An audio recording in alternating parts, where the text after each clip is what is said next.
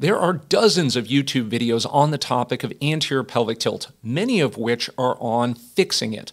But what is anterior pelvic tilt? Is it something that needs to be fixed, or is it just another one of these overhyped issues that we can simply ignore? In this video, I'm going to outline the controversies with anterior pelvic tilt so you can make an informed decision on whether or not it's something you want to spend your valuable time and energy on. So let's get started. So what is anterior pelvic tilt? Well, essentially, APT for short is where the front side of the pelvis tilts downward relative to the back side of the pelvis, which goes upward. This forward tilting of the pelvis creates an increased arch or curvature of the lower spine called lordosis. Now, anterior pelvic tilt is determined by looking at the angle between two specific bony landmarks. On the front side of the pelvis, we have this small bone called the anterior superior iliac spine, ASIS for short. On the back side, we have the PSIS, which is the posterior superior iliac spine, PSIS for short. Now, assessing the angle between these two can be done in a number of common ways. The most common clearly is going to be visual assessment. That is what a lot of people use. So placing the fingers underneath each of these bony landmarks and visually assessing the angle. So what are normal amounts of anterior pelvic tilt? Well, based upon most of the information that we can find online and in textbooks, it appears that the normal amount is considered roughly anywhere from approximately 5 degrees to 10 degrees of anterior pelvic tilt. Now, there's one specific study that we'll talk about here that looked at average pelvic tilts amongst quote-unquote healthy college students and college athletes. So let's take a look at the numbers and what they found. So first and foremost, healthy male college students, on average, they found to have approximately 8.6 degrees of anterior pelvic tilt on the right side and about 8.7 degrees on average on the left side. Now, worth noting that there was a variation of approximately plus or minus 4 degrees. But on average, we found roughly the 8.6 to 8.7.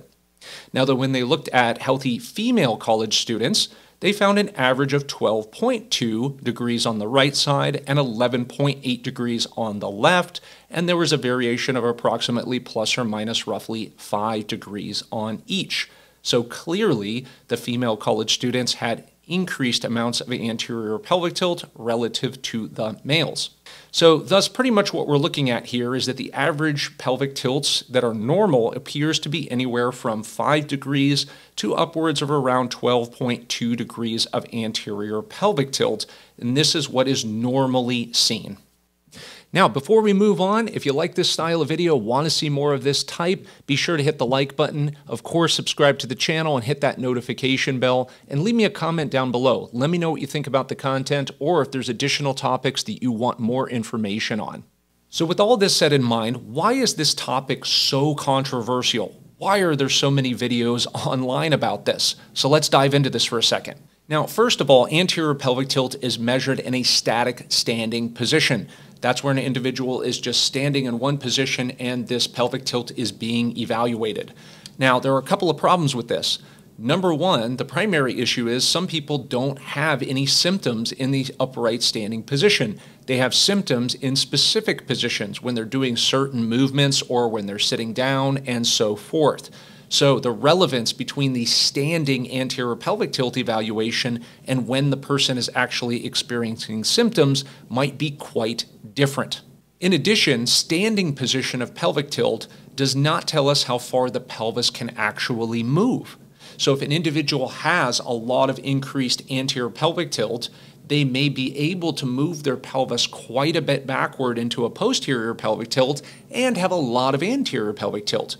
But let's say an individual has only a slight degree of anterior pelvic tilt and they can't really move far forward or backward, so the person really has a limited range of motion.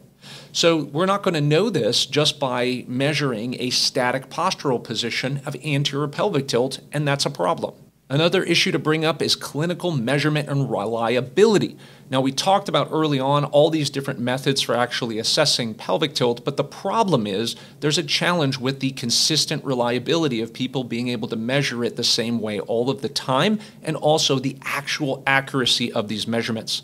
Now, of course, if it's hard to tell how much anterior pelvic tilt somebody actually has accurately, it's hard to determine if it's okay, if it's too much, if it's not enough, and of course that's going to affect the aggressiveness of how you do your interventions. So there is some controversy on all of these items. And of course this leads into the conversation of individual variability. What is normal amount of pelvic tilt? So as we discussed, there's a lot of different factors at play for pelvic tilt, and including things like genetics, the shape of your pelvis, your limbs, and so forth. So it's really hard to determine what normal is. So there's a lot of variation. And when there's a lot of variation, it makes it difficult to consistently apply therapeutic strategies in an effective manner. Now, when it comes to the prevalence and the symptomology of anterior pelvic tilt, we have to just consider that anterior pelvic tilt is so common and it's normal. As we discussed, anywhere from 5 degrees to 12.2 degrees is considered normal. So there are studies that suggest that up to 85% of males and 75% of females with anterior pelvic tilt have no symptoms whatsoever. No back pain, no hip pain, etc. So when we consider this kind of prevalence, which is it's normal to have, is anterior pelvic tilt some kind of pathological postural issue that has to be fixed, or is it just a normal variation in human physiology? Now, another area of controversy here is to discuss the effectiveness of the treatments that are recommended. So one of the issues that we generally face is we don't know why an individual has excess amounts of anterior pelvic tilt, but yet all of the corrective methods are based upon a formula that assumes that the anterior pelvic tilt is generated by tight hip flexors, for example, tight quads, tight low back, and having weakness in the glutes, the hamstrings, and the lower abdominals, which is a very common model. Research studies that look into this are not very promising in showing effectiveness at reducing symptoms using this approach universally, and of course, improving the actual angles of the pelvic tilt after they do the programs. So essentially, if symptoms aren't being alleviated by doing those corrective programs, and we're not seeing changes in the degree of the pelvic tilt, you can imagine the degree of skepticism that's associated with these protocols. So this leads us to the big question. When should anterior pelvic tilt be addressed, and when should it really be ignored? So the big picture answer to this is clearly there is no generalized statement that should be made, such as you have anterior pelvic tilt, it needs to be fixed. Well, it's really going to depend on the individual. How much anterior pelvic tilt is there? Are there symptoms? Are the symptoms associated with reducing the anterior pelvic tilt?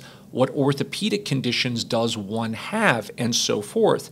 You can't make blanket generalized statements, and certainly the corrective approaches that are necessary for addressing this issue are going to vary based on the individual. This is why people who do universal corrective exercise programs for these postural problems don't always get results from them, and some people get very little to no results at all. So it really boils down to the individual. So what are some potential reasons to actually address anterior pelvic tilt? Let's go through a few of these. Now, the first thing that comes to mind is a hip condition called femoral acetabular impingement. This is essentially where, if you imagine bring your knee up towards your chest, the hip feels pinchy or painful. The issue here is lack of available hip flexion. The pelvis, when it tips forward into an excessive anterior pelvic tilt, is already pre-flexing the hip. So therefore, as the knee comes up toward the chest, there is less available range of motion, therefore triggering an earlier pinching sensation. If we reduce the occurrence of excess anterior pelvic tilt, that's going to allow more freedom of range of motion for the hip before the discomfort is felt. Good reason to address anterior pelvic tilt when it's in excess. Another area in which it might be really beneficial to reduce excess anterior pelvic tilt is in certain lumbar spine pathologies. A few of them come to mind, and all of them are where individuals are sensitive to the amount of extension. So when the spine is extended, it oftentimes increases discomfort or puts further strain or stress on certain spinal structures that might be vulnerable in some people. Some of those conditions might be facet joint syndromes, for example, spinal stenosis, and even things like spondylolisthesis, which is a forward slippage of the vertebrae. All of these conditions oftentimes are going to be more sensitive with spinal extension. When that pelvis is tipped forward into excess anterior pelvic tilt drives that lumbar spine toward extension. So if we were to reduce the occurrence of the anterior pelvic tilt, it would oftentimes reduce the extension in the lumbar spine and may improve outcomes in those individuals. Now, in addition to lumbar pathologies, there's probably an assortment of other types of miscellaneous pathologies around the hips, pelvis, and the lower back, through which if you were to reduce the amount of anterior pelvic tilt, it allows the person to move or to exercise with less discomfort or more range of motion.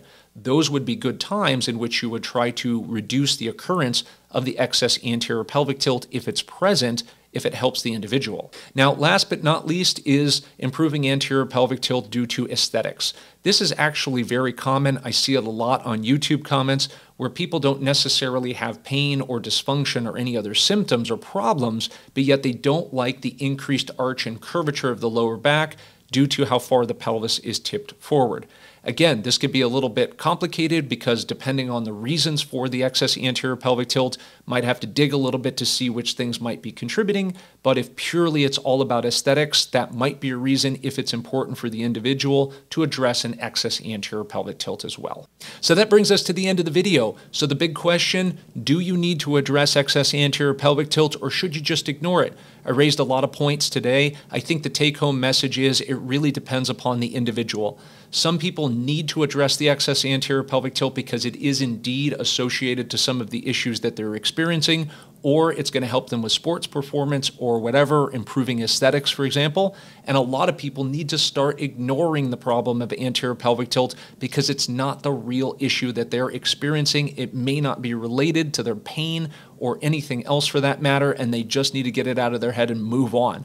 So there's a lot of potential things to consider. I hope this video has highlighted some of those key points and that you got a lot from this video.